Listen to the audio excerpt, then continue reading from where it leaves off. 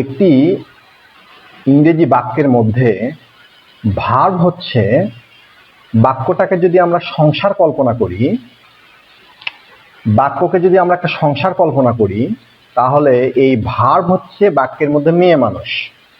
অর্থাৎ সংসারের মধ্যে যেমন সেন্ট্রাল পয়েন্টে বা কেন্দ্রে বা হার্টে থাকে কি মেয়ে মানুষ বা স্ত্রী লোক, অনুরূপভাবে একটা বাক্যের মধ্যে ভার্বটা ওই মেয়ে মানুষের মতো করে কাজ করে। আমরা ফানি ওয়েতে ভার্বের পরিচয় শিখি। ভার্ব সাধারণত দুই প্রকার, একটা হলো ফাইনাইট ভার্ব, একটা নন ফাইনাইট ভার্ব।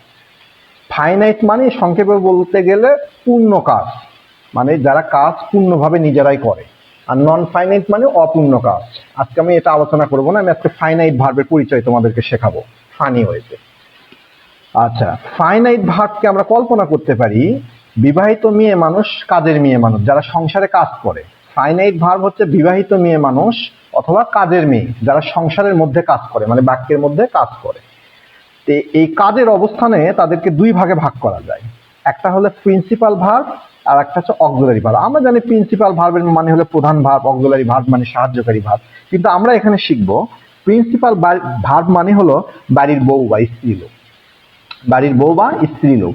আর অক্সিলারি ভার্ব হচ্ছে আমাদের বাড়িতে বা সংসারের মধ্যে অনেক সময় সাহায্যকারী বা চাকর বা চাকরানি থাকে, ঠিক আমরা ওই টাইপের কল্পনা করতে পারি অক্সিলারি ভার্বকে। এবং অক্সিলারি ভার্ব দুই প্রকার, একটা primary auxiliary verb, modal auxiliary verb. এটা আমরা পরে আর একটা ক্লাসে মজা করে শিখবো। আজকে আমার আলোচনার বিষয় হচ্ছে এই বাড়ির বউ বা স্ত্রী লোক।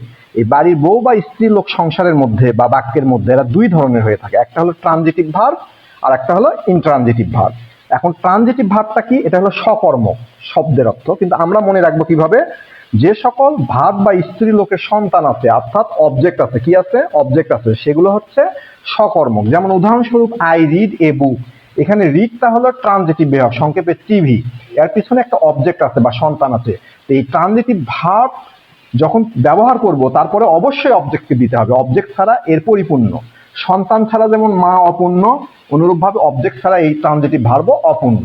তাহলে যে সকল ভার্বের পরে কোনো প্রিপোজিশন ছাড়া সরাসরি অবজেক্ট বসে, এগুলো হলো ট্রানজিটিভ ভার্ব। আর ইনট্রানজিটিভ ভার্ব হচ্ছে অকর্মক।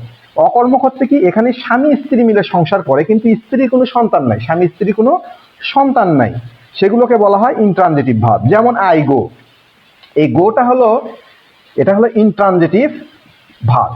তো এই ভার্বের পিছনে যদি আমরা কোনো সন্তানকে বা অবজেক্টকে লাগাতে যাই, তাহলে আমাদেরকে প্রিপোজিশনের সাহায্য নিতে হয়, অর্থাৎ যে প্রিপোজিশনের সাহায্য নিয়ে একটা সন্তান বা অবজেক্টকে জোড়া দিতে হয়। তাহলে সাধারণত প্রিপোজিশন যুক্ত যেগুলো ভার্ব দেখবো, তাহলে বোঝা যাবে যে এই অবজেক্টটা এটা ডাইরেক্ট আমাদের এই ভার্বের সন্তান নয়, ডাইরেক্ট না হলে ওটা ইনট্রানজিটিভ হবে। সে যদি কোনো অবজেক্টকে নিতে চায়, কোনো সন্তানকে নিতে চায়, তাহলে কি করতে হবে? দত্তক বা সত্ত্বের মাধ্যমে নিতে হবে। যেহেতু সে ডাইরেক্ট আসতে পারবে না, সেজন্য একটা মাধ্যম ধরতে হবে। এই মাধ্যমটাই হলো প্রিপোজিশন। তাহলে প্রিপোজিশন মাধ্যম হলো অবজেক্ট, ভার্বই হলো তোমার ইনট্রানজিটিভ ভার্ব। যদি আমরা এটা না রাখি অবজেক্ট, তাও এটা পূর্ণ, নিজে নিজে পূর্ণ হবে। আজ এই পর্যন্তই।